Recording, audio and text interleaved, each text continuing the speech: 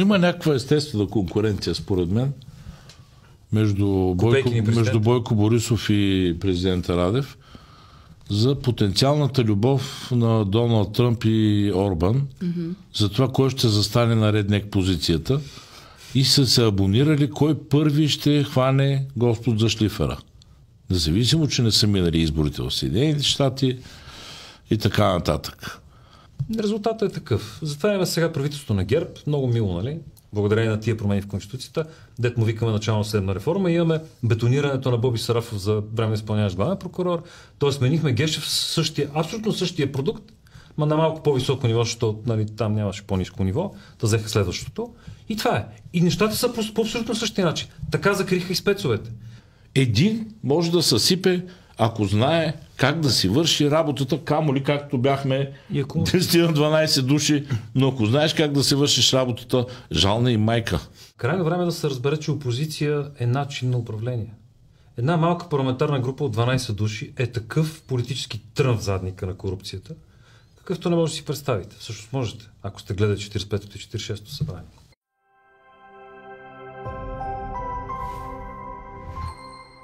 Здравейте! Вие сте с подкаста на Off News. В предизборното ни студио днес са Арман Бабикян и Николай Хаджигенов от Ние идваме. Аз съм Ружа Райчева и много се радвам, че това са моите събеседници днес, тъй като едно време, преди 4 години, бяхме заедно на площада. Виждаме се много отдавна. И за това бих искала малко така с ретроспекция да почнем, да ви питам и двамата. Какво сбъркахме, какво направихме добре там, защо се разпадна гражданската енергия и как се стигна до тук? Тежки въпроси, знам, но да почнем така от по-желаещия да се изкаже по тази тема. Това значи да Бабикян не съм аз. Арманата. Вижте, сигурно сме сбъркали много неща. Сега това, понеже казах, че Бабикян започва първи, ще почне в неговия стил. Сигурно сме сбъркали много неща. Гражданската енергия беше специфична, че ние направихме нещо, което не е правилно до този момент в друг смисъл, не във всички останали смисли, които се влага обикновено в това по отношение на протеста. На площада бяха събрани множество най-различни хора. От копейките, през крайната десница, през крайната левица, които замесва на едно и също място. Така че гражданската енергия си беше там. Те бяха там като граждани. И да, там беше пълно с хора, които се чудех как да използват протеста, както се видя 4 години по-късно. Нали? Опитаха се и повечето успяха да осребрат протеста, не в добрия смисъл на думата. Така че това вероятно е голяма грешка, но ние тогава не сме си поставили такива цели. Ние си поставихме цел и изпълнихме да задържим всички хора на площада, те да бъдат равни в името на обща цел. Това, което не можахме по-нататък, т.е. след като приключихме първата фаза на протеста, площадната, и преминахме в политическата, това не можахме да го задържим, въпреки че опитваме 4-та година. В интерес на истината, още по време на площада, вие вероятно помните, всеки ден на площада се разхождах между хората в тълпата всеки божи ден, че и по няколко пъти. И тогава ми правеше впечатление. Така както Христо Иванов и Иван Мирчев му викаляха от друга страна на фонтана, за да не се среща с мен. Така парченцето от БСП, голямото парченце Позитано 20 беше тук, малкото парченце от Позитано 19 беше тук, левицата, това ти, онова ти, трето, пето. Всички бяха на отделни места. И това тогава означаваше точно това, че в момента, в който свърши площада, всеки си вземе неговото си парченце от площада и си го занесе вкъщи си, да си го сложи в джоба. Армане? Всичко, което каза Николай, за всичко е прав, но като философия на изграждане на протеста, мисля, че беше вярната формула, защото Борисов е добър в нещо. И трябва да го признаем. Той е много добър в това да разбива и да разделя. И сметнахме, че единственият работещ механизъм е да не даваме на политически фигури думата, защото това ще разцепи площада. Едно дясно изказване, едно ляво изказване веднага ще да прогони друг парченце от хората, които са там. И точно това не допуснахме. И точно за това тази гражданска енергия избухна и нарастваше, просто защото бяхме убедени, че този протест е отдолу нагоре. Той е на гражданите, искащи демокрация срещу диктатурата. А не беше дясно парченце, ляво парченце, зелено парченце, розово парченце. Разбира се, това се превърна в проблем, защото ако си спомняш, а ти сигурно си спомняш, Тогава ни обикаляха много репортери и ни питаха: вие сега ще яхнете ли протеста?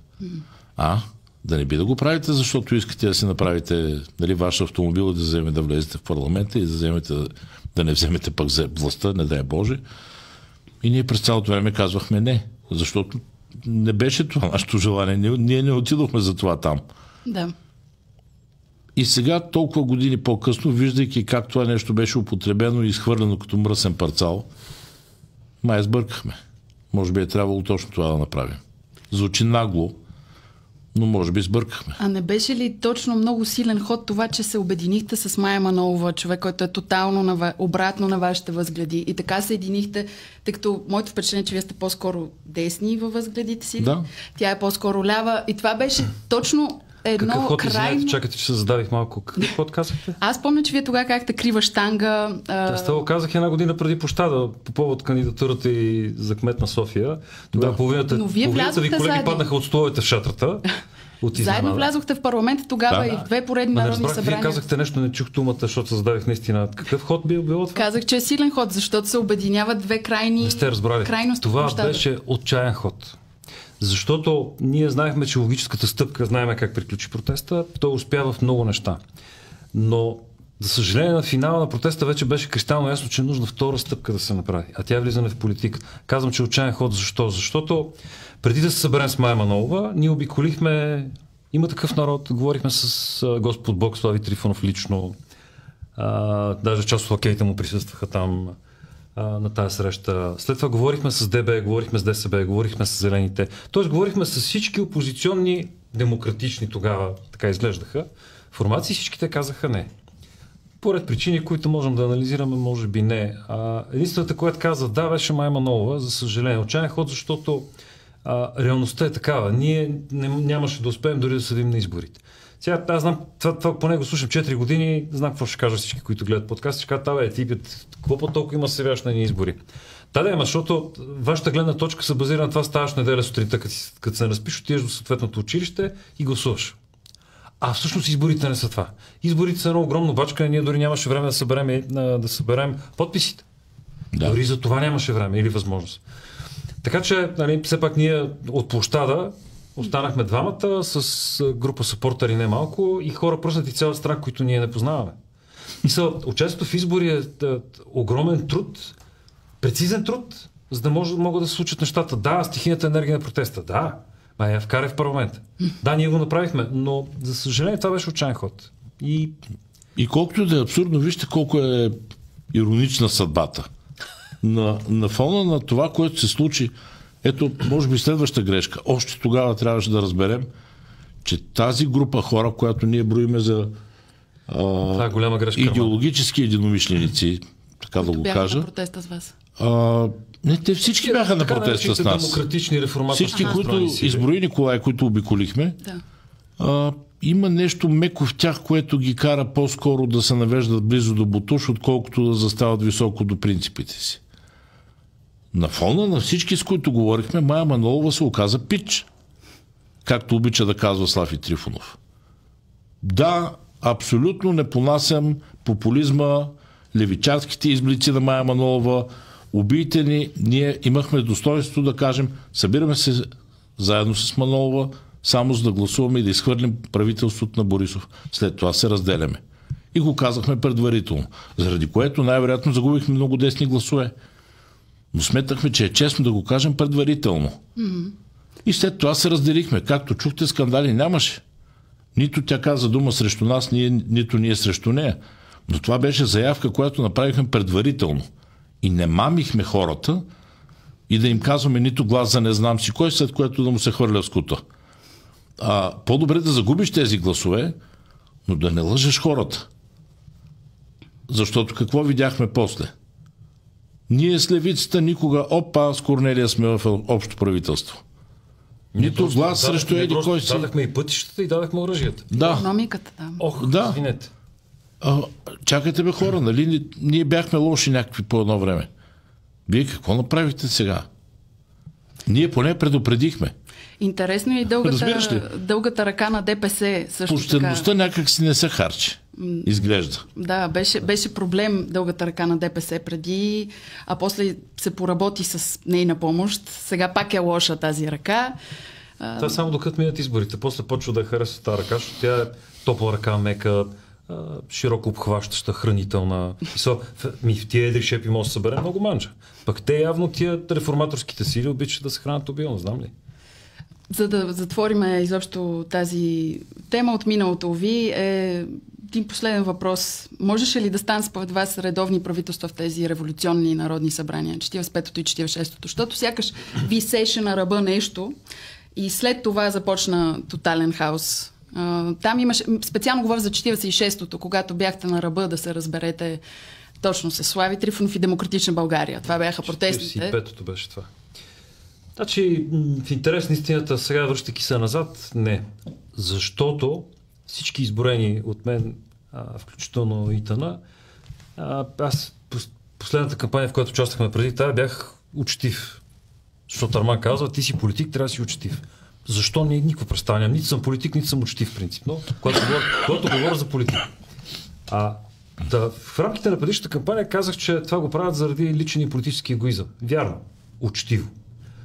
Обаче реалността е друга. Всеки един от тези, първото правителство опит за правителство на ИТН, втория опит за правителство на ИТН, който беше аз като ни представиха правителството, излезнах отцъклен и стоях сигурно час и половина така. Нямах представа, че е възможно подобна невероятна политическата потия. За кое от всички проекта? Все тая. Всичките ми проекти бяха души потресающи. Пократител ясно. И търсеше шнорхел. Да. Аз разбираш, бях изпаднал в амок от бяс. Исках буквално атом по атом да ги разкъсам, защото аз такава тъпотия не съм виждал дори в ГЕРБ. Ужасяваща тъпотия. Тоест, отговор на въпроса ви е да, беше възможно, ако нямаш този политически личен егоизъм. И тук въобще вече 4 години по-късно е ясно, че отзад има куп други неща. Тоест как да се съберем с корупцията или как да заграбим цялата власт, да можем ние да се облагодетелстваме колкото можем от нея. Това важи за всички реформатори, иронично отново. Тогава това не беше толкова очевидно. Ние някак си това, тук съм съгласен с Арман, огромна наша грешка, решихме, че тия хора са искрени. Аз съм професионален неверник, принципно. След това деца вика, гледал съм и 3 пъти Доктор Хаус 8 сезона, знам, че всички лъжат. Това го знам не от Доктор Хаус, го знам професионално. Всички лъжат, някои го правят умишлено, някои го правят неумишлено, всички лъжат. Всички са неискрени, това за политиката важи 200%. И така. Добре, така, нека затворим тази глава. Ако имате само нещо да добавите, още... Аз повърнах достатъчно. Не, просто дойдоха хората да седи лист при нас, ако говорим за партията на Трифонов и казаха, това е. Кои са тези хора? Кажи 2 думи. Нали, така от кумова срама. Да. Или ги подкрепите, или не. Да, и всичко това с 65 стола. В смисъл не става... Това е момент, в който извиня, че те прекъсна, в който Киро ти се вижда същия тип политически титан. С 60 стола иска да управлява вселената. Даже 30 и няколко на практика са техните, ако разделиш. Дали просто това как да кажа, дали неопитност е първите 3 месеца, вторите 6 месеца, седмите... Нали, оттам нататък вече човек разбира, че това е наистина зла умисъл. Да. В смисъл няма шанс някой да е толкова тъп. Има хора с опит. Никой не е толкова тъп, моля ти се. Няма как. 100% няма как. И това важи за всички, не само за опитите на ИТН, това важи за всички, включително за демократичните променливи на последен стадий, за всичките, за ДСБ. Аз, понеже все пак протестите не бяха само срещу Бойко Борисов и неговото правителство, бяха и срещу Гешев, и срещу съдебната система и положението там. Случи се нещо като съдебна реформа или поне така ни се казва, че е започната тази съдебна реформа. Според вас ще отмени ли Конституционния съд 6-та поправка в Конституцията, както има заявки? Гледайки последните 2 съдии, които избраха за конституционни съдии, вече не сме нищо да кажа. Аз така иначе, сигурно преди 15 години писах статия в блога си на тема за безмислието на Конституционния съд, а това не се е променило съществено от тогава. Принципно би трябвало, защото до сега нямам идея за случай в най-новата ни история, в който всички 30 професионални организации да дадат негативни становища по даден законопроект, именно промените в Конституцията. Тук включвам Висш адвокатски съвет. Въобще всички, които се сетите, казаха, не, това е ужасяващо зло. Но когато правиш промени в Конституцията с идеята да влезеш в историята, не че това ще работи, не че трябва да свърши нещо смислено, резултатът е такъв. Затова имаме сега правителството на ГЕРБ, много мило, нали? Благодарение на тия промени в Конституцията, дет му викаме начално съдебна реформа, имаме бетонирането на Боби Сарафов за време изпълняващ главен прокурор, т.е. сменихме Гешев с абсолютно същия продукт, ма на малко по-високо ниво, защото нали, там нямаше по-ниско ниво, да взеха следващото. И това е. И нещата са по абсолютно същия начин. Така закриха и спецовете. Това са хора, които не могат да произнесат едно цяло изречение с апелативен специализиран наказателен съд. И понеже те дори не знаят къде се намира, аз миналата седмица бях в 2 различни заседания, 2 различни дела в специализирания наказателен съд и в апелативния специализиран наказателен съд. Да, вече се казват градски съд и Софийски апелативен съд, но същите хора в същата сграда гледат същите дела. По същия начин. Табелките са различни. Табелката е различна. Черковна, нали? На там. Да, черковна. Сменихме табелките. Това е. Също да и смисъл, това Сарафов не е просто безобразен хейт. Това е живата истина, е това. Събираш хора, които нямат представа как изглеждат съдебната палата. Отвън, не отвътре, отвън. Те искат да влезат в историята, искат да захапат властта колкото се може повече, т.е. да вземат кокала от Борисов и да го лапнат те. И резултатът е такъв. Мисля, не е безобразен хейт. Случайно, ако се чуете, що има ГЕРБ на власт сега в момента, служебно правителство, което може да изкара Бог знае колко много време, благодарение именно на промените в Конституцията на Христо Иванов и компания, да не се чуете защо, смисъл не аз съм виновен. А защо се бързаше с тези промени, ако те са толкова спорни и не е ясно на къде отиват? Освен това, предложението, доколкото разбрах за това, кои да бъдат служебните премиери, дори не се знае кой го е предложил. Поне така ни се казва. Протоколите не ги четеме. Да. Защото протоколите аз ги четах. Протоколите пише Христо Иванов. Правосъдната реформа беше направена много отдавна и госпожа Цецка Цачева го обяви от Китай на времето, като беше председател на Народното събрание. Аз понеже съм злопаметен. Тъй, че тя е свършвала няколко пъти. С извинение, ако това беше полуфакт, просто ще да е много успешен. Наистина няколко пъти приключи. Първата конституция, която ГЕРБ пробута на гражданите, беше герой Барни Ръбъл. На Барни Ръбъл. По време на протестите те се казват, така, нали, ето ви една конституционна реформичка е тук сега набързо. Усмирете се вече. На нищо не прилича. Бързаше се, защото... И дори на тези хора на площада, които не са юристи, нали... Обикновеният човек не разбира изобщо. Не се върза като шаран на тази кукичка. Както виждате, и половината юристи не се върза. Някак си тези десетки хиляди хора. Но ето на този елит, който се набута в Народното събрание, защо ли се върза? Конституционната реформа е тема на този елит от много отдавна. Разбира се, винаги когато не искаш да свършиш нещо, се хващаш за Конституцията. Защото ние многократно, особено дясно седящия ми, каза да тръгнем отдолу. От малките закони, поне 8-9 са. Тези, които изискват 51%, а не 2/3, за да не преселявате в скутове. Нали, мисля, че по-добре щеше да се чувства тази евроатлантическа коалиция на добрите хора и на слънчевите деца и така нататък. Нямаше да се налага да се смърсяват с буклуците и мутрите. Защо направиха обратното? Защото го искаха. Защо не останаха в опозиция, след като не си пръв? Каква тайна има в това? Ами не си пръв, оставаш в опозиция. Как крадеш в опозиция, барман? Аз не съм арменец, мъж до нас. Как крадеш докато си в опозиция? Не говори така. Ще убедете евреите. Няма доказани. Аз няма предвид, че арменците крадат като са в опозиция. Ще убедете евреите. Не говори така. Това, че аз за трети път ще направя опит да се върна към бързината, защото извиняе. Колкото да се шегуваме, това са логични въпроси, които няма отговор пред хората. Има отговор. И аз го давах преди малко. А бързината е защото има две цели. Борисов и Пеевски имат собствени интереси в това да се бързат промените в Конституцията. Пеевски сутрин се събужда и ви каже, ще излезе от Магнитски. Ще излезе на Куково лято. Но това е тема на друг разговор. Борисов обаче има още по-голям интерес. При него е въпрос на физическо оцеляване.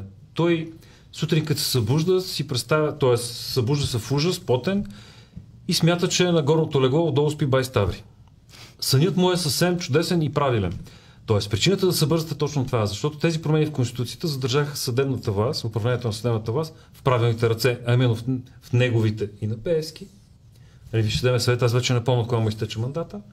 Инспектората към Висше съдебен съвет, който също един в сегашния му вид абсолютно безмислен и неработещ орган. По същия начин последният му член подаде оставка от ония дни, защото бял задирал камериерките във Враца.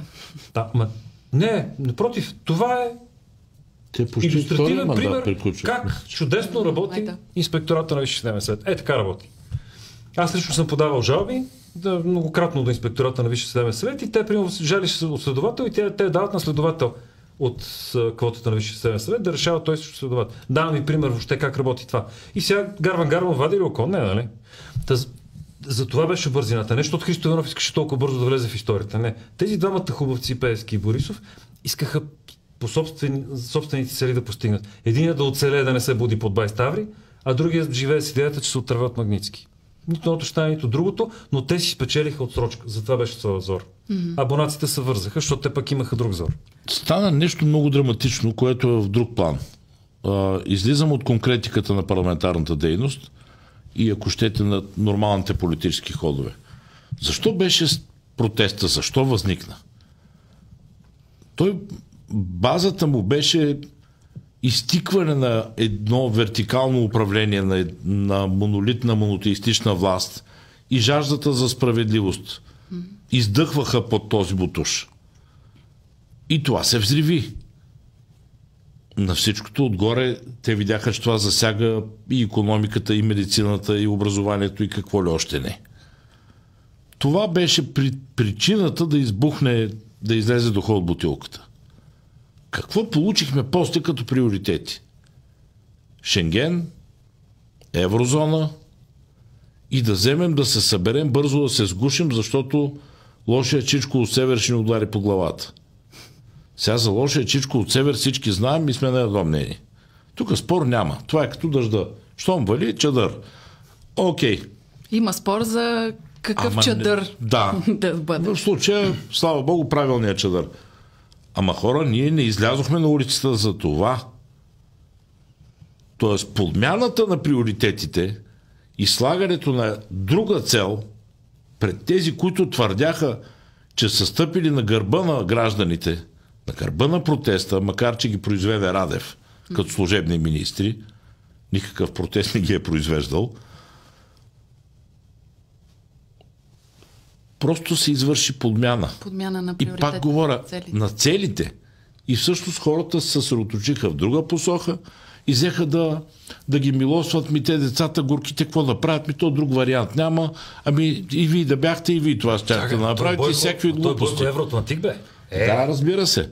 И ето вижте как Борисов се оказва нужен на нашите съюзници, защото е крепител на 600 хиляди от присъстващите в стабилността на България.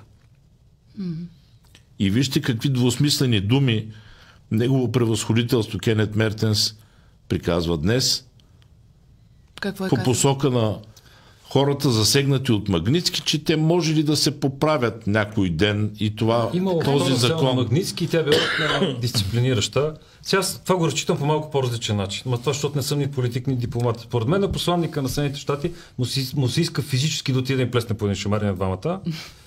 И понеже няма как да го направи, затова използва такива думи. Това е моят прочит, разбира се. Моят прочит е малко по-злобен. Според мен е получил друго разпореждане от Държавния департамент, но се надявам, че това е тъпа грешка, подобна на тази на белгийския посланник, който покани господин Пеев да присъства на едно соаре, на което спокойно... истински политик, викаш му господин на Пеевски. Пеев казах. Така да се вече си политик истински. Опитвам се ми прави забележки като пиар. Разменяте си ролите. Да, Боже опази, не. Опитвам се да кажа, че там има и друг съпредседател на ДПС. Ако толкова лелеете за либералната общност, ми поканете него. Между другото, трябва да се отбележи, че те и двамата са председатели. Председатели не са съпредседатели, за да можем ние като журналисти да пишем председатели. Към лицето е абсолютно умишлена.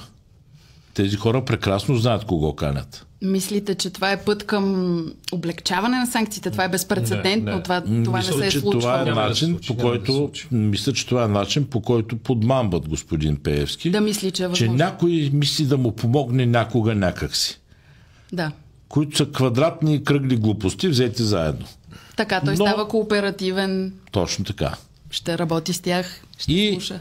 В други ден може да започнете да слушате, освен Копейкин, и други хора, които усмихнато ще твърдим, че господин Пеевски получава нареждане от посолството с главно П и подобни глупости. Ние ще чопнем семки от сутринта и ще почваме да говорим тези глупости. Само, че ролята... Защото не обичаме семки. Ролята на Пеевски започва да изглежда незаобиколима в политиката. И в момента ми се вижда, че цялата предизборна кампания е фокусирана около това, кой какво говори за него, как го приканва във властта, как го подмамва. Забелязвате ли? Борисов не го каним по-малко никъде. име... Говоря за неговите досегашни партньори. За вас не очаквам да го каните никъде. Добре. Би било изненадващо. Да, и за нас. Мислите ли, че невероятно е неговото завръщане в политиката и даже той не е бил и до такава степен в политиката, Той не е идвал. на терена. Той не е идвал. А какво направи? Не се завръща. Вижте, не си отива. Ахмед Доган е прекалено интелигентен за българската политическа действителност. Иначе такива като Пеевски се сменят често. Касиерите се сменяли често в ДПС. Част от тях с добро, други не с добро. Касиерите се сменят често. На него също за силов бурсук от едната страна, имам предвид преживяващия до зайчарника в Банкя, му трябваше друг силов играч. Той друг няма. И това беше естествения му ход. Той не е предназначен за нас. Нито за там общността на добрите кармелитки или не знам си какво. Ахмед направи това. Крепи Борисов. Ами не би му дал цялата власт. В никакъв случай. Никакъв случай. Така че ние сме много лоша новина и за двамата. Много лоша. Как можете да им сложите прът в колесницата? Самото ни явяване е пред колесницата. Много хора вече не разбират. Да, знам как звучи. И слава Богу. 45-то и 46-то събрание, те бяха избрани, пък не влезнах. Да. Чувахте ли им гласа? Кирчовците ги сложиха на първи ред и на третия месец Киро си знае, боже, тия са на първи ред. Нали, ти ги заведе там, да не съм ги завел аз. Да, не съм ги завел аз, ти ги заведе там. Те бяха там и преди него. И това бе. Не, но факт, че тогава... Едно му се дават нещата, че не ги смила толкова бързо. Изолацията беше тотална. Аз помня, че когато Пеевски се появеше в парламента, той не казваше нищо, но образуваше около себе си огромно количество репортери, които се мъчат нещо да изкарат, той нищо не казваше. Да. Просто появата му беше събитие. А сега и нямаше нито ден. един депутат от Възраждане. Нямаше. Нула. Нямаше и български възход тогава. И няма с кого да плашиш. Нямаш плашилци. Това са според вас Възраждане. Разбира се. Плашилото, нищо което друго. обява с главка. Ама ние сме имали, мога да ви направя витрина с плашила през последните 34 години. Винаги има по едно плашилце. И сега ще видите как ще класират плашилцето нагоре, за да може момчето с магнитчетата по цялото сако да каже, аз ще трябва да спася нацията и да управлявам с първия.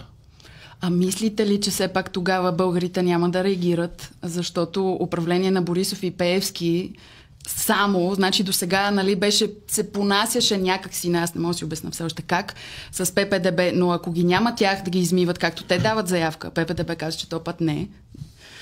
И преди са го казвали и направиха друго, но мисля, че все пак след тези 9 месеца ще си удържат на думата, защото ще загубят тотално избиратели. В който им предложат това, което искат. Не. Значи аз с надежда гледам точно на този сценарий, че Борисов и Пеевски няма да имат никакъв друг избор, освен да управляват те. И тогава Везуви ще изригне. Този път наистина. Така че аз наистина с надежда чакам. Казах Везуви, т.е. Ние предния път положихме страхотни усилия да удържим протеста мирен. Аз не съм сигурен. Този път няма да го правим. Борисов е творец. Искаха по едно време с помощта на Вежди Рашидов да го приемат в Съюза на художниците, искаха да го приемат. Спомните ли? Да. Те го приеха? Не знам, приеха ли, или стана скандал. Но той е творец, той може да направи и кабинет на малцинството. И той през цялото време да има страдалческа полза, а ДПС през цялото време да гласуват с него. Дали? Да. И този цирк могат да ни направят. Той не обича директна коалиция с ДПС. Разбира се, как така? Ще вземат да се натъжат хората от ГЕРБ. То ще е страшна трагедия. Нали? Нещо такова е. През другото време от Варна ще крещи наляво и надясно, ще видите вие Путин каца. Нали? И така. И отваряме Белене и прочее. Да, и евроатлантиците, които са добри по природа и по душа, ще казвате ми какво да правим. То по-добре така, иначе знаете ли какво става? Не е ли възможно ГЕРБ да се коалира с Възраждане? Защото те ще са, ако са вярни проучванията, удобна големина. Не мислите? Възраждане си гласува с тях. Те са патерици. Те гласуват с тях. Толкова глупав Борисов няма. Това е лош знак за навън. Не, той вече го е играл това с Атака. И знае, че не свършва добре. Да. Нали, той като се удари с една мотика, вече знае. За разлика от Христо Иванов, който не знае. Нали, за да слушате реплики и интервюта, които текат през последните дни, които гласат, след тези 8-9 месеца вече разбрахме и никога. Ти сериозно ли сега разбра? Ма ти вече му беше министър. Ама ние излязохме на площада заради 12 години преди това. Сериозно ли сега разбра след тези 8 месеца? Ма моето дете върви в училище за хора с специални потребности.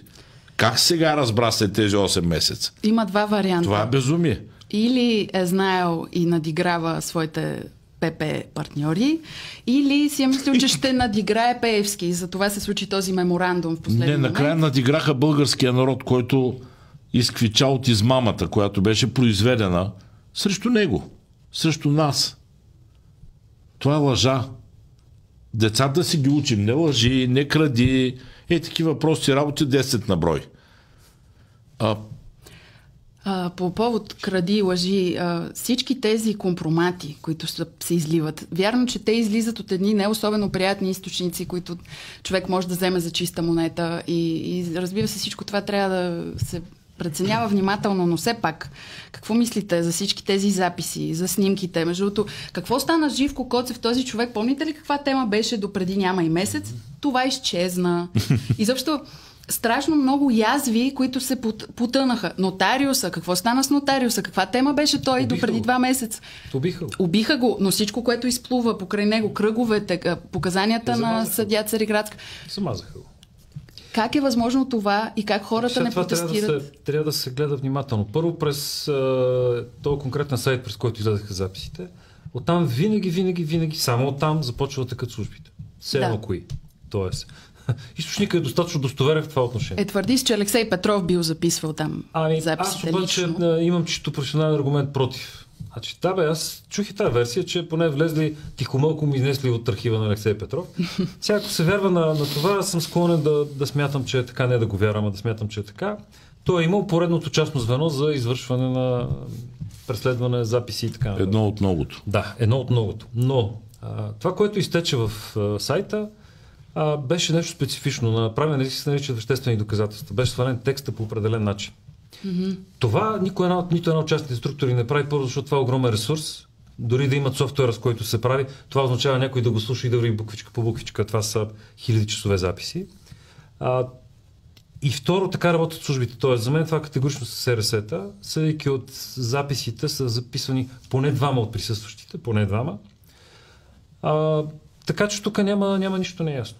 За мен това с СРС-та очевидно са достоверни.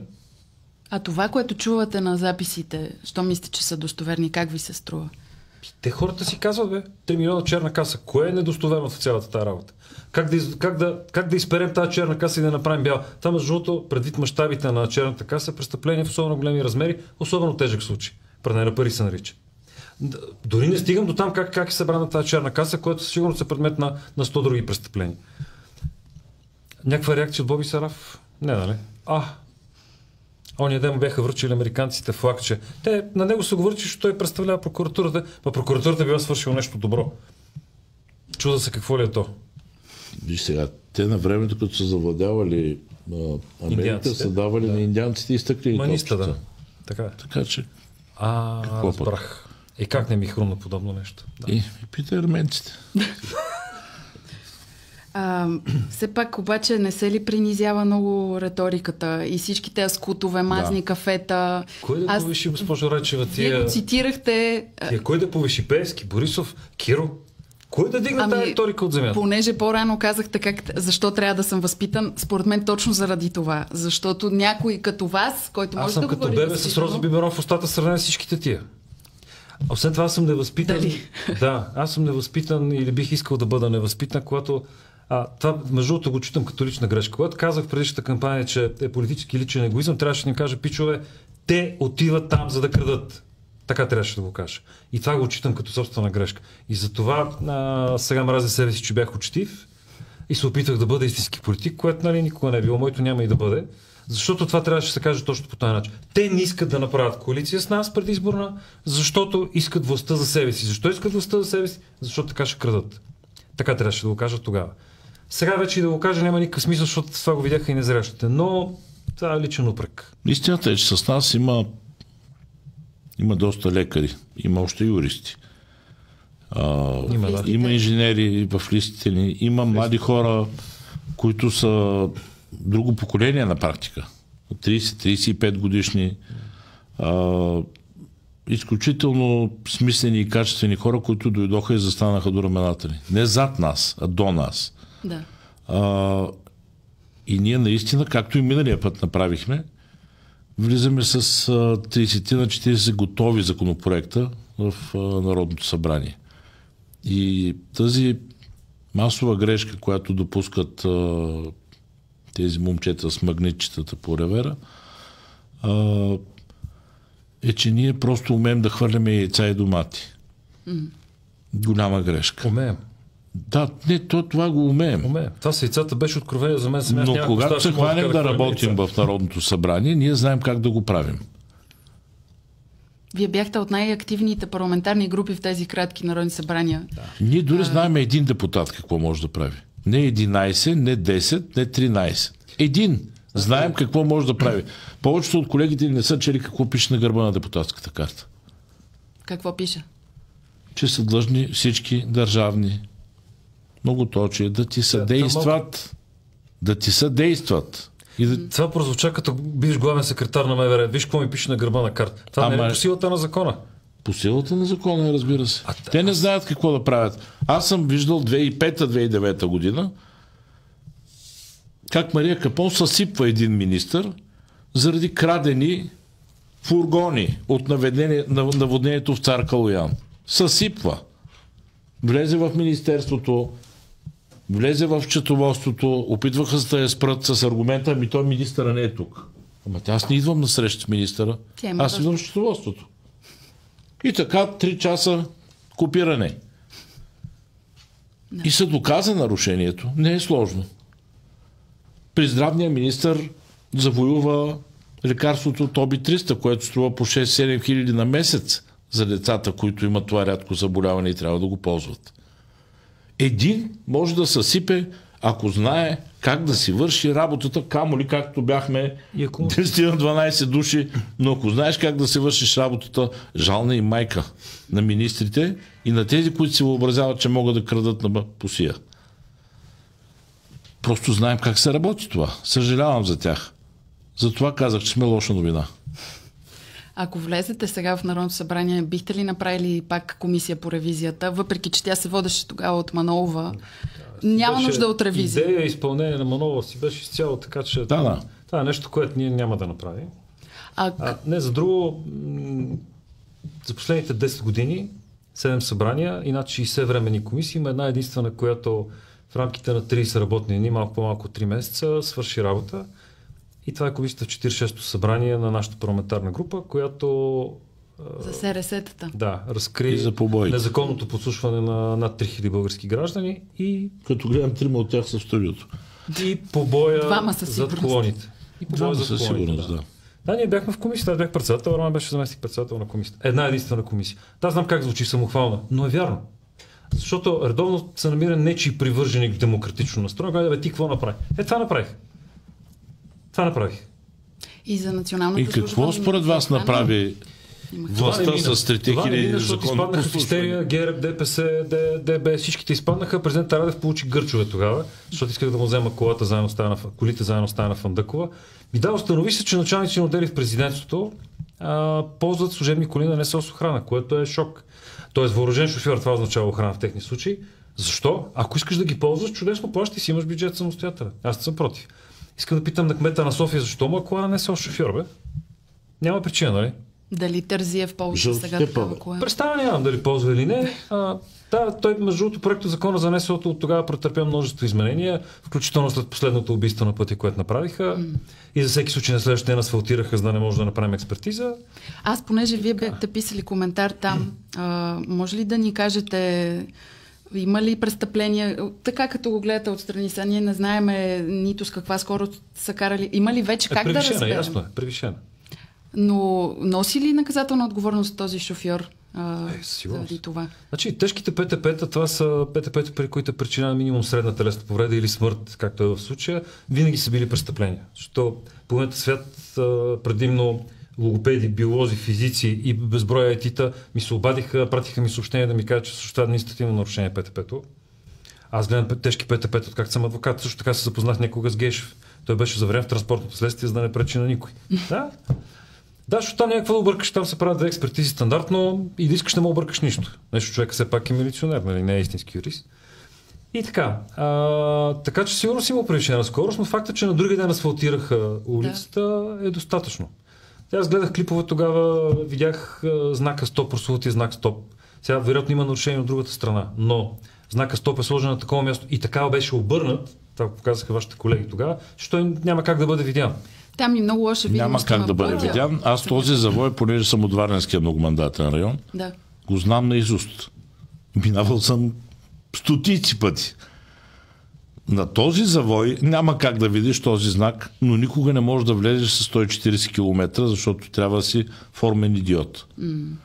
И ако тази кола се движиш с 50-60 км, колкото очевидно трябва да шофираш в населеното място Аксаково, щеше да има катастрофа най-вероятно, но хората щяха да са живи.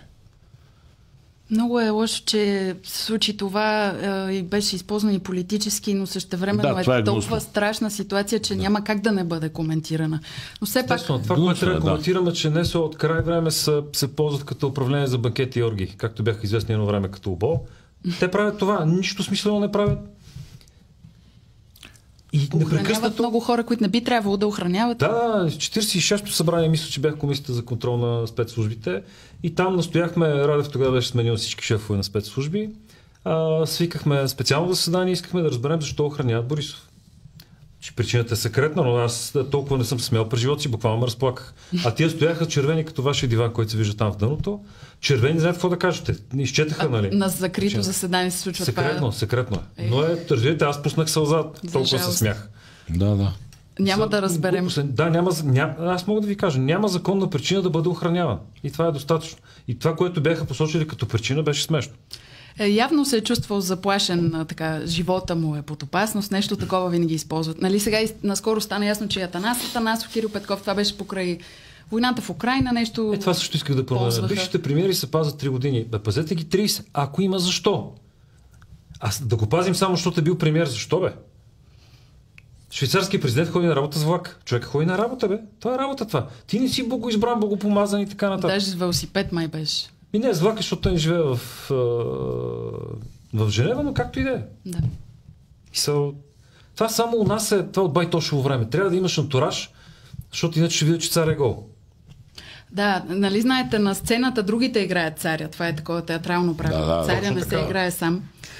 Понеже за Радев стана дума 2 пъти и ми се иска да коментирате едно негово изявление току-що направи по повод на месата потенциална на НАТО във войната в Украйна. Той каза, че ще предизвика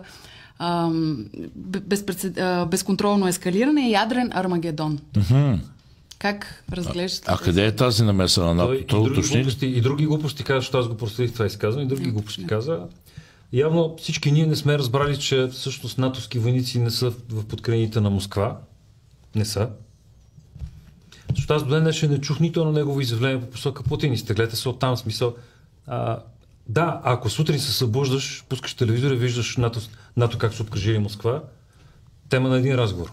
Обаче поглеждаш Мариупол и поглеждаш Харкив и Херсонска област, където са в момента руските войници, и установяваш, че всъщност не НАТО воюва там, а Русия е в суверенна държава. Убиват, разрушават, изнасилват, отвличат.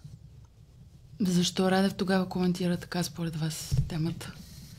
Защо е фокусиран върху тази част от войната, а не Която е на страната на Путин ли? Това е хубав въпрос, предлагам да го зададете вие на него. Защото, пак казвам, той никога не отправи апел към Путин и стегли си войските да седне на масата за преговори. Никога. Всеки път защитава Казва Путин. Мир. Трябва да се работи за мир. Да, за разлика от Радев, аз съм чел Оруел. И той казва точно това, ама това не е наръчник за изпълнение, а това беше предупреждение. И той казва това: мирът е война, войната е мир. И Радев прави точно това в незнанието. Аз съм далеч от мисълта, че е чел Оруел някога. И те казват това. Това е лошо, значи трябва да има мир на всяка цена. Предайте се, ма ще ви ограбят, ще ви изнасилат, ще ви ликвидират всичките. Няма значение, предайте се, трябва да има мир. Но много българи припознават себе си в неговата позиция, защото им се вижда, че даването на оръжие на Украйна е вид намеса във войната. Той засили много напоследък тази позиция. Преди беше по-дръпнат назад. Има ли някаква цел? Искам да ги питам. Сигурно има такава цел. Ние няма да знаем. Трябва да питате в Кремъл за тази цел. Аз искам да питам тия същите българи, тия пушки по време на Априлското въстание откъде дойдоха, бе? Като черешовите топчета, изработихме си ги сами и те се пукаха при първи изстрел, ако въобще гърмяха. Пушките, които дойдоха, и ятаганите, откъде дойдоха? Откъде дойдоха? Не сме ли ги изработили по мазетата, другари Бабикян? Не. Значи са дошли от Злия Запад. Част от тях сме си ги купили, част от тях са дошли за дарения. Защо са ни били тия пушки? Защо не сме живяли мирно с султана? Защо? В по това време Османската империя била във възход, имали сме везир на султана, нали? Знаем как се изглеждат къщите на хората, предводителите на Априлското въстание в Копривщица и в Панагюрище, мисля, палати по 500 квадрата, хиляди глави добитък, жълтици. Нали? Това са хората, които не просто са възбудили и предвождали Априлското въстание. Финансирали в немалка степен на Априлското въстание. Имало и нежелание хората въстанат, палили са се покриви, за да тръгнат. И ето го отговора на въпроса, нали, аз нарочно свалям разговор толкова ниско, колкото мога, за да могат белки нещо им влезе в кратоните на тия всичките. Значи вариантът е такъв: или Путин унищожава Украйна, след това унищожава Молдова, унищожава Румъния, унищожава България, защото ракетите не правят разлика между русофил и нерусофил, нали? Те не знаят. Той има ли изобщо тези руски войник, когато дойдат и вземе колелото или да изнасили баба ти, на него не му пука дали ти си писал позва възхвала на Путин във Фейсбук. Не, нали? Не започна ли да дава индикации Путин, че иска да спре, да се фиксира там, докъдето са стигнали? Не. Имаше такива сега. И за да довърши изречението, защото е важно. Значи ние тук имаме русофили. В Украйна има етнически руснаци. Етнически руснаци. Така. И връщаме с отново на това. Как е руският войник? Направи ли разлика между етническите руснаци и украинците? Не, нали? Те пращат етнически руснаци да се бият, което е доста зловещо. Пращат малцинствата, но това е друга тема. Значи това е въпрос на пропаганда. Те от край време воюват така, защото тия ги смятат за не хора, между другото. Викат им черни руснаци. Самите те им викат черни руснаци. И наистина не ги смятат за хора. Предимно те воюват. Както виждате, в Москва не набират опълченци за Украински фронт. И в Питер пращат точно такива. Така че това е важният въпрос. Тук не става въпрос за русофили и не русофили. Айде, вие сте жертва на 80 години руска пропаганда. Чудесно, ваша проблема. Окей. Гледайте какво става в Украйна, бе. Там има етнически руснаци. Сега всички те са украинци, всички те са бият на фронта, защото те са украинци. И утре, ако направим този мир, който иска Радев в Украйна, какво правим с Румъния, какво правим с Молдова, какво правим с България? Защото войната е по-близко до Варна, отколкото е София от Варна. И пак казвам, войниците, руските и руските ракети не правят разлика между русофил и нерусофил. Затова дадах пример с етническите руснаци в Украйна. И човек трябва да си ползва главата по предназначение. Не да вярва, не да слуша, не да гледа руска телевизия. Не. Мислете. Има някаква естествена конкуренция, според мен, между Бойко Борисов и президента Радев за потенциалната любов на Доналд Тръмп и Орбан, за това кой ще застане на реднек позицията, и са се абонирали кой първи ще хване Господ за шлифера. Независимо, че не са минали изборите в Съединените щати и така нататък. И който по-консервативна проруска позиция, и така Голям успех. Между другото, за разлика от Радев, Бойко Борисов е много по-повратлив. Той за 12 дена може да си обърне позицията. 12. Страшен пирует, Анна Плисецка може да му завиди. Но в края на краищата това ще е голямата битка.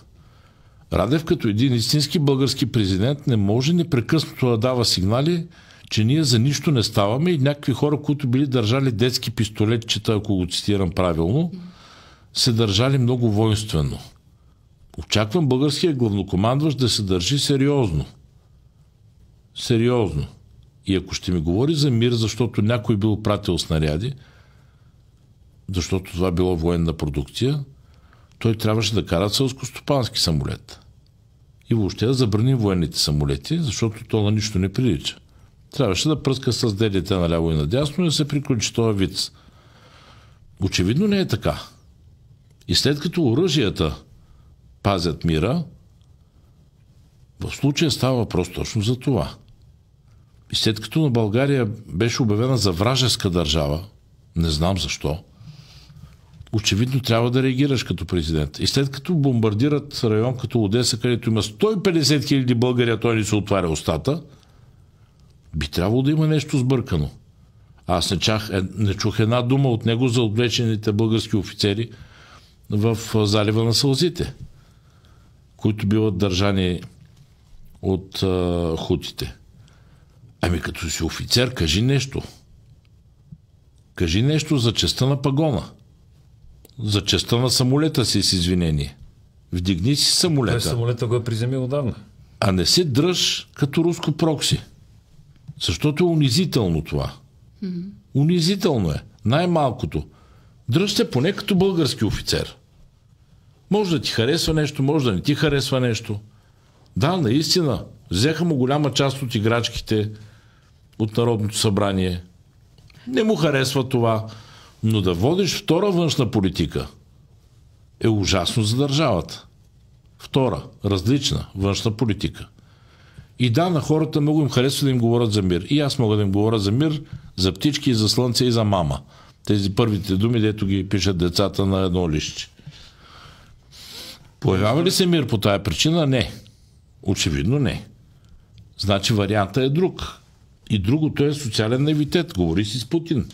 Както каза Николай, чуйте се по телефона, вижте там нещо да уредите, да спре тая работа. Следващото връчване на награди може да спомене Путин. Нали знаете, че ако това стане, Радев е кремълски агент номер 1, той се срещна с Путин. Всички на Запад ще го поздравят, ако говори мир. Ако говори мир. Но за да говориш мир, трябва да се видиш и с Зеленски. Да. Трябва и двете страни да са доволни някак си. А Зеленски иска ли да се види с Радев? Те се видяха веднъж. И какво последва? Особено мина тази среща миналата година. Да, нали особено мина срещата? Нали да. Особено мина срещата и на руския патриарх с нашия президент, който му се накара лекичко. Леко потропване по масата. Да. Нещо обаче явно се изпусна, защото аз имам ясен спомен, защото аз лично се видях с Зеленски. Обаче Арман също. Кога се видя Зеленски с Радев? Имаше посещение на Дундуков 2. Да, размина се сигурно. Имаше посещение. Посещение. Т.е. според вас трябва Радев да отиде при... Няма представа какво е трябвало, но знам, че тази среща явно не е минала добре. Защото беше споменал, имала такава среща. А дали имала такава среща, ние не знаем всъщност. И очевидно и да е имал, не е минала никак добре. Което е нормално. Аз ако трябва да се ръкувам с Орбан, няма да се ръкувам с Орбан. И въобще не ми дреме дали ще изглеждам като истински политики или не. Едни и същи служби, между другото, докладват и на министър-председателя, и на председателя на Народното събрание, и на президента на републиката. Едни и същи неща се докладват на тримата големи. Много различни интерпретации. Като изгониш 60-70 шпиони на Русия, би трябвало да ти хрумва нещо, че не е наред май. Тогава от тези 70-80 души имаше и камериерка, имаше и шофьор. Няма никакво значение. Мога да се маскираме като коминочистач. Сега малко да не никакво значение няма това. Посолство у нас има хиляди служители.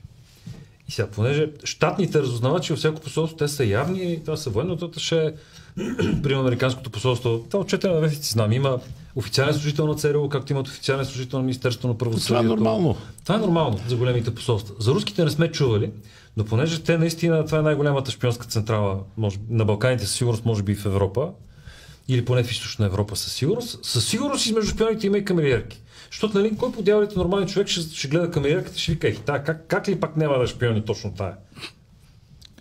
Те всъщност точно така работят. Да, в края на краищата и вижте колко вицове. Щяхме да останем без газ.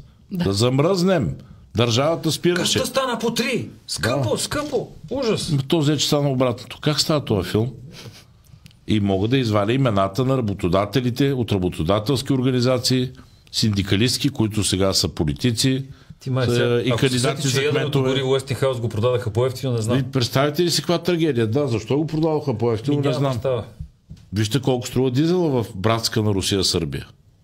3,20. Да го пуснем ли тук по толкова? Всички с армагедоните е хубаво първо да видят пазара. Ако литнат ракетите, това е друга тема. Но се надявам, че президент Радев би трябвало да говори с хора, които са експерти в този сектор и да не всява паника. Експертите му имат мек акцент, нетипичен. Вие казахте, че той с Борисов се конкурира за Тръмп и за Орбан, за тяхната благословия. Точно така. Това не значи ли, че има амбиции политически? И това говорене в момента, Радев говоря, е с цел политически проект. Точно така. След провала иска да си прибере всичко ляво. И Нинова го знае прекрасно. Ние го знаем. Той го прави това. Възможно ли е да се случи според вас? Не. Разбира се, че Пеевски има желание това да е начина. Мисля, че Пеевски би Пеевски няма нищо против. Радев да вземе властта. Да следва. Като казвам Пеевски, разбирайте Ахмед Доган. Да. Разбира се, че няма нищо против един да си говори с изтока, другите да си говорят с запада и ако може и двете страни да са зависими от него. Етническия мир се наричаше това. Да, точно така. Да, това е често се ползва като аргумент. Но винаги от ДПС и Ахмед Доган. По средата на кантара. И се заплашваме с Кърджали. Нали? Кърджали е като някаква черна карта, която ни се хвърля. Много разкошно място. Аз ходя много пъти в Кърджали. Гледал съм дела там. Разкошно място е там. Етническия мир е факт. Да. Етнически мир е факт. И ние имаме прекрасен кандидат Мерал Бакалова. Така, понеже едно време бяхте отровно трио, а сега сте отровно дуо, макар че кой ви нарича така? Ние идваме по-хубаво име. Със сигурност. Това тате го измисля някога Сашо Диков. Да, нашия телевизионен баща. Той го измисли. Аз винаги, т.е. от край време не харесвам това, ама сега не мога да се сърдиш на баща си. Той ти е... Той вика родител ти отгледа. Той продължава да ви кани и разговорите са много хубави помежду ви, но Велислав Минеков, професор Минеков го няма. И аз се чуда какво стана между вас. Имате ли изобщо някакъв контакт все още? Или... Не, нямаме контакт, нищо не е ставало между нас. Той направи избор. Това, което предстои на 9 юни. Той между нас и Радев избра Радев. Че влезе в служебното правителство. И ние, понеже го разбрахме от медиите, по този повод не смятаме за нужно да си говорим с него, защото ние лично не използваме медиите за да правим такъв тип съобщения. И така. И тук няма новина. Няма. Ама то даже не е имало разговор личен. Не е имало... Защото все пак бяхте едни тримата мускетари на този площад. Бяхме, обаче, вижте, политиката и властта имат примамливи неща. Аз това на площада казаха, но младсина чуха още тогава или разбраха какво им казвам. В политика трябва да се влиза първо при наличие на граждански и професионален опит преди това, за да има смисъл. Не като тия кирчуците, дори да приемем, че са имали най-искрени желания, те не са, нали, както вече добре знаем, не можеш да отидеш в политиката, за да се учиш там. И трябва да отидеш подготвен, за да можеш да се справиш. Второ, хората използваха площада, ние с това започнахме, май с това ще завършим. И политиката използват за да зазволява на личните си амбиции. Като аз от много години твърдя, че корупцията не е само парите в брой по сметка и така нататък. Корупцията е ти да станеш видим по някакъв начин. Тоест хората да те видят и кажат, това нашето момче. Значи, за да станеш някой, ти трябва да си някой. Когато не си някой, ето ти е корупцията вече как изглежда. Тоест ти си готов на всичко, за да станеш нещо. Да се качиш на този пост, да бъдеш видим, да упражняваш властта. Пак казвам, дори в случаите, в които ти не крадеш директно, или изобщо дори не крадеш, но искаш това, за да го направиш това, ти си готов на исторически компромис. Нали така се казваше? Да. И когато си готов на исторически компромис, винаги от исторически компромис свършва като една историческа дефекация. Винаги. Ето сега, като каза, се сетих аз пък коя комисия. Аз пък ще възстановя комисията Росенец. Да, бе, какво става с тази комисия? Коя част от тази комисия, защото тя им беше много разнородна? Не знам, тя спря. Не знам защо не се интересува. Какво точно ще разследвате вече? Ще разследваме какво си говорили Христо Иванов и Обона на Росенец, защото то нищо смислено няма там. Не знам, що я прекратиха. Ние ги подкрепихме. Въпросът не е това, въпросът е, защо почнах. Подкрепихме колегите. Казвам го не за друга, защото между другото в много от парламентарните групи и в част от партиите, между другото, има много смислени хора. Наистина много смислени хора. Ние не сме от, между другото, половината ни водачи на листи, не просто хората от листите, са граждани. Те не са партийни членове. Да. И аз не съм партиен член. Този също до мене не е партиен член. В смисъл, че никой при нас не бива каран да прави нещо на сила. И няма такъв устав, по който да го биеш по главата и партийният секретар да му вее пръст и така нататък. При нас нещата стават по този начин, ако искаш. И ако смяташ, че е важно. И ако каузата е същата. Все едно, мисълта ми беше, че в другите партии, и в ДСБ, и в ДБ, и в Промяната, дори и в БСП понякога, да ме прости Господ. Нали, има смислени хора. Явор Божанков вече не е БСП отдавна. Има смислени, да. Не е така. Има много смислени хора, с които човек може да свърши работа. И в никакъв случай слагането на телени огради няма да помогне на България, особено в рискови времена за националната ни сигурност, намирайки се между две войни. Има доста хора, които са по-сериозни от президента Радев и съзнават за какво става въпрос. И бих искала като за финал да ви помоля да каже всеки от вас какво ние идваме ще донесе на терена на 50-то Народно събрание, ако влезете. Пак изтеглихме късата клечка. 45-то показахме, че всъщност от Народното събрание има смисъл. Има смисъл. В 46-то го доказахме. Общо двете събрания имахме 39 работни дни. Крайно време да се разбере, че опозиция е начин на управление. Една малка парламентарна група от 12 души е такъв политически трън в задника на корупцията, какъвто не може да си представите. Всъщност можете, ако сте гледали 45-то и 46-то събрание. Това, а не мечтите за вся власт съвета, както имат, не искат кирчовците, искаха Слави Трифонов. Въобще всички искаха такова нещо, защото това не е демокрация. Така демокрацията се изражда в деспотичен режим.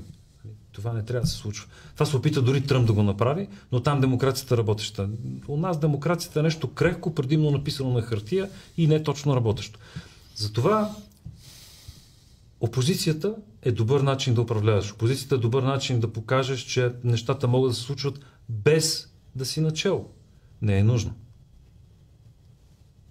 Аз лично нямам нищо против да сме начало. В края на краища в случая... Край арменското да се покаже. Не е арменското. Всеки един, който се кандидатира, би трябвало да е готов да управлява страната. Дали ще я управлява е друг въпрос вече. Това хората го решават. Но това, което каза Николай, е абсолютно верно. Една малка, но качествена група може да свърши уникална по обем работа. А при нас нито един от кандидатите не се кандидатира, защото няма работа. С извинение, всички сме достатъчно заети с професиите си и не се явяваме там заради прословутата заплата, депутатските кюфтета и там всичките други вицове, които се разправят от 30 години. Между другото, кюфтета са отвратителни в този сред на мисли.